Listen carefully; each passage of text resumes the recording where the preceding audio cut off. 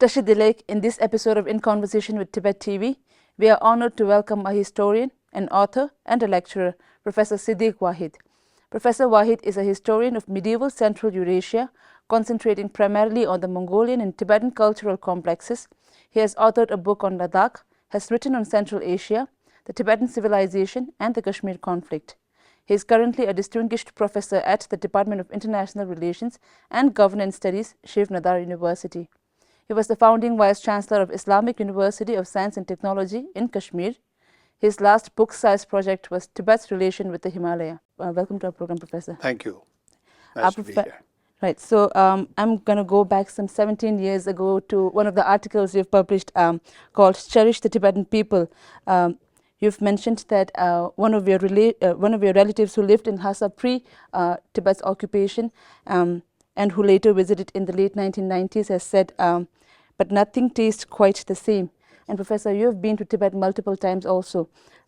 So from your conversation with the locals there and from your observation, what major changes do you see in Tibet? Well, I mean, one, of course, major change is what my senior relatives were referring to, and that was that the roads are looking very good. There's a lot of production of grains, etc., and that is what they were referring to. And in fact, my reaction was to say, well, I mean, then all seems well, but what is it that you found different? What I kept questioning them. And then one of the answers was that, oh, well, you know, nothing quite tasted the same. There was a lot of everything, but nothing quite tasted the same. And I thought that that symbolized, you know, that it's not just the quantum of things, it's also the quality of things that was. And so to me, it served as a metaphor for what happens, you know, when a country is being hollowed out from within. In terms of self-governance, etc. And so that for a while it became a good sort of what can I say, a good saying, shall we say, for me to try and you know, sort of transcend just the material aspects of life. You know, that there were other aspects. Right. So could you touch upon how has the Chinese military occupation of Tibet affected the entire Himalayan belt, particularly emphasizing the ecosystem disruption? Yeah. Well, I mean, the ecosystem disruption, of course, has to do with how we deal with the environment as such, you know, and as we know, as is well publicized the world over, the dam building that of mega proportions that the Chinese are doing is a scary thought. And particularly at this time when, you know, we're experiencing floods and so forth. And according to experts, you know, these will seem like mini issues compared to, you know, what could happen if, heaven forbid, you know, one of the larger projects were to be disrupted. So I think that that's the thing. Across the Himalaya, I think a big change has taken place. And this is a source of worry, I think, for all of us in many ways. And that is that Tibet's occupation has translated into China bordering India for such a long time. And of course, Nepal and Bhutan and you know, sort of other countries, including Pakistan, for example, on the other side. So what does that mean? And from a overall security point of view, what it translates into is that we are in the middle of two giants, you know, both in terms of populational bulk as well as their salience in the world as such. You know, these are both powers, you know, that are in the now sort of taking place new order in the world system. So, I mean, in the world order. So I think that that's a worry because you don't know what is going to result as a result of the rivalry between the two. You know, which sometimes seems like a rivalry, sometimes doesn't, and it's even more confusing. But I think that we're at a point in history where we're turning a big bend of some sort, and when that happens, we don't know what's around the corner, and so everybody gets very nervous, particularly academics, who are armchair people in large part, and I include myself amongst them, in a large way. But it's a scary thought that you really don't know what's coming, you don't know what to expect.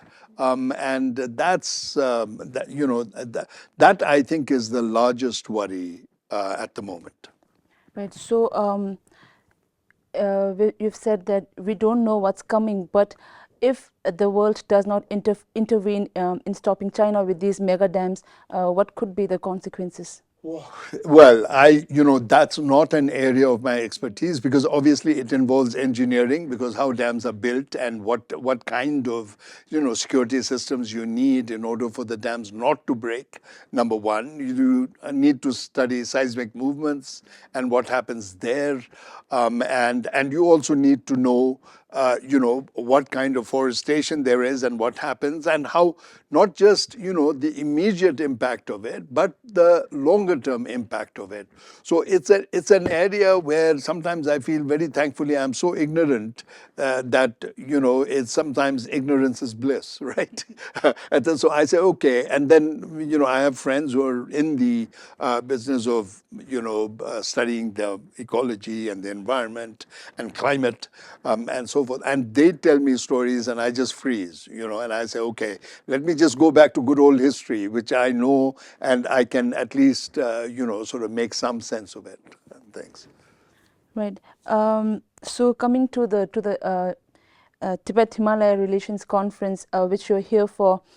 Earlier at the conference, you briefly mentioned the need to rethink not only our strategy, but also our epistemology, to reconsider how do we know what we know. Correct. How do you contextualize that in relation to Tibet?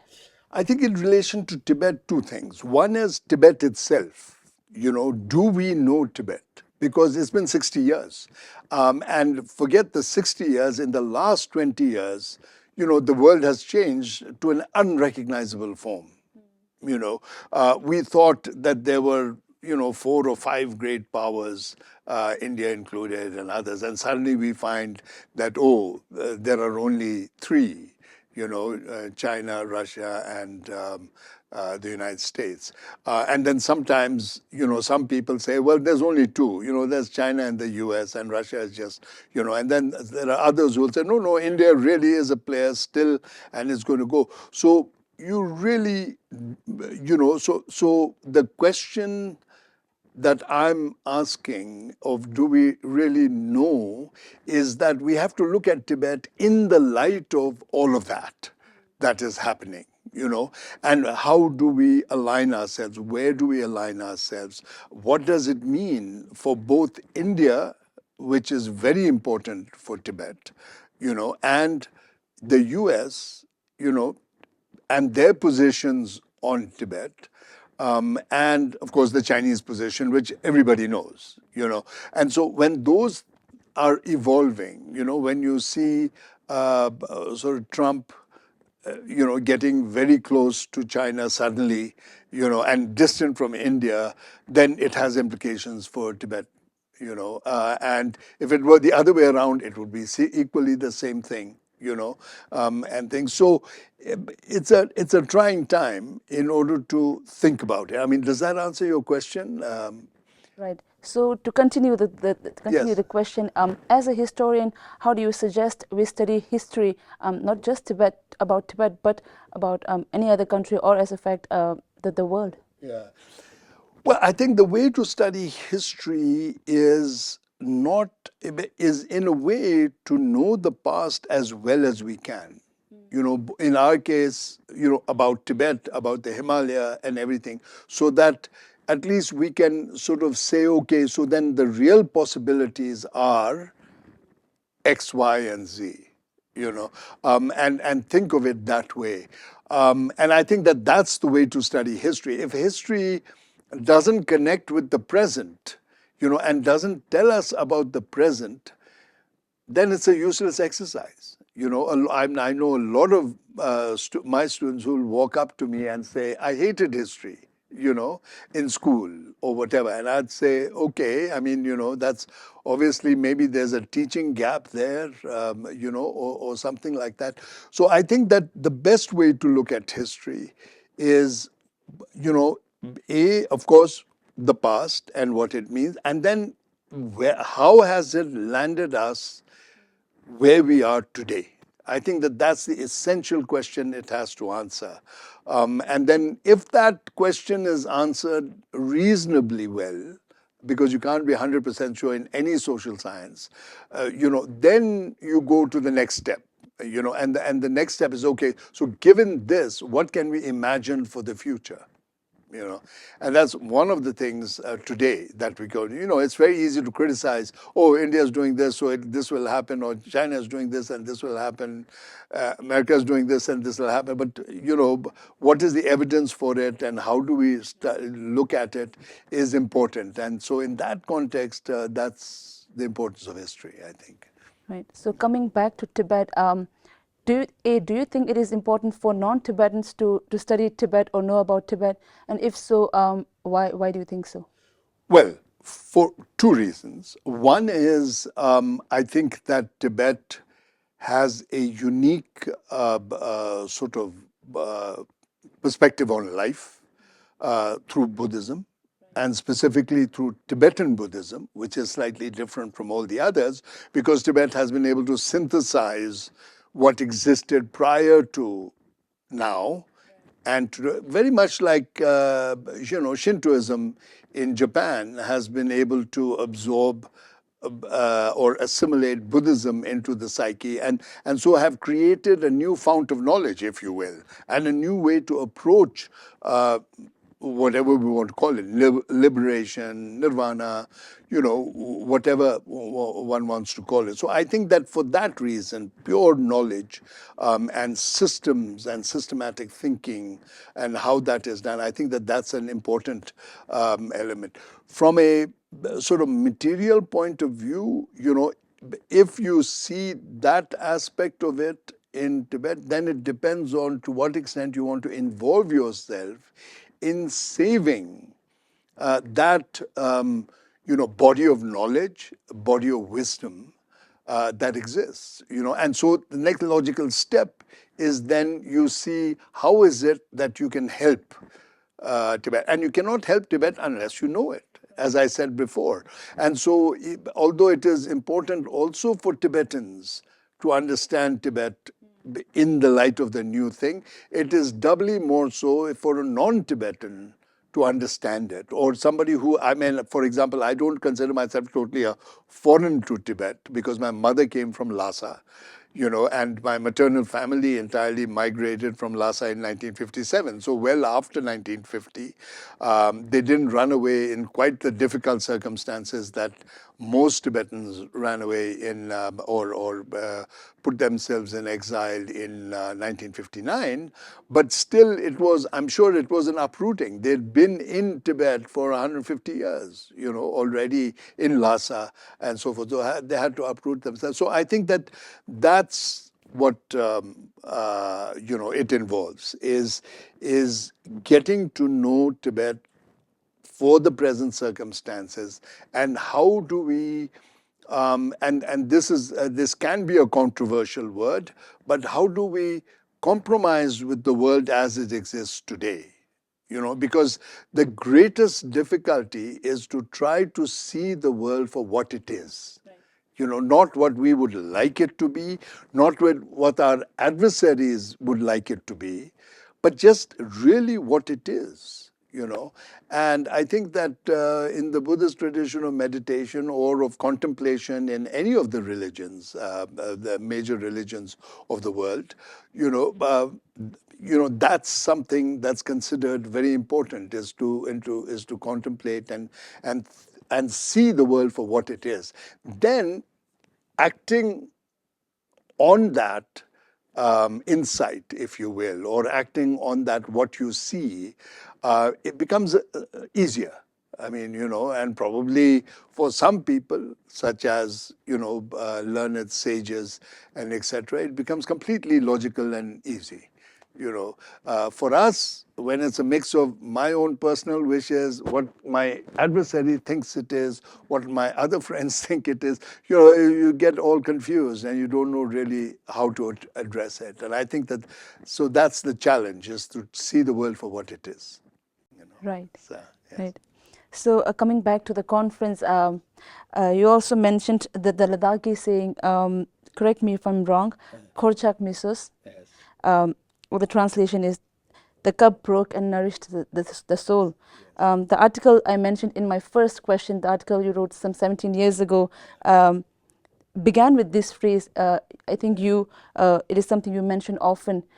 So what do you hope for Tibet and the Tibetans, and as a matter of fact, for China as well? Yeah.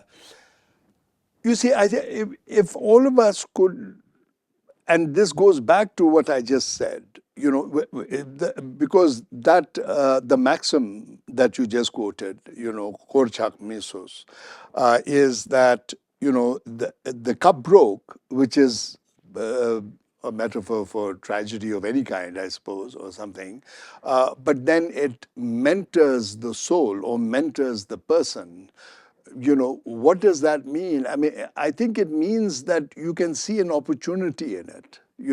Then it goes back to what I was just mentioning earlier, and that is seeing the world for what it is. So the cup broke, and life goes on, because it's not going to stop just because the cup broke. So what do you do? The Japanese have a wonderful tradition of mending that broken cup with putting silver or gold in between and then creating another object out of it completely. So maybe that's the answer, and that maybe you can address it. So if you see it for what it is and don't take it personally, like, oh, I've lost something, but you could also gain from it, and I think that that's it. And at the end of the day, what it means is to put a spark of hope in yourself, because hope is very important. It's not in Islam, in the Prophet of Islam, Muhammad, he, was very sort of clear about the importance of hope, so that there's a saying of his, and in it he would say that even if you know the world is going to end tomorrow, in the old days it was an apocalyptic sort of blow up. Today it could mean a nuclear war. So even if you know that, it is your duty to plant a tree today. So what a wonderful symbol of hope that is. So I think that that's a similar thing. That's what it is, and I think that we need to plant hope. Another thing, a saying that I'm very familiar with is that when everything looks bad, you seek compatriots, you see fellow people, and you remind each other of the truth, and then exhort each other to be patient, at the same time. And really, my father would say that if you observe the Tibetans, they're always smiling, and it was his way of saying that the positive things in life, Tibetans pick up immediately, and so maybe that's what we are talking about at the end of the day. Yes. So with this positive mindset, we've come to the end of discussion. Thank you so much, Professor, for speaking to Tibet TV. Thank you very much for having me. Thank you. Thank you so much for watching this episode of In Conversation with Tibet TV. I will see you next time.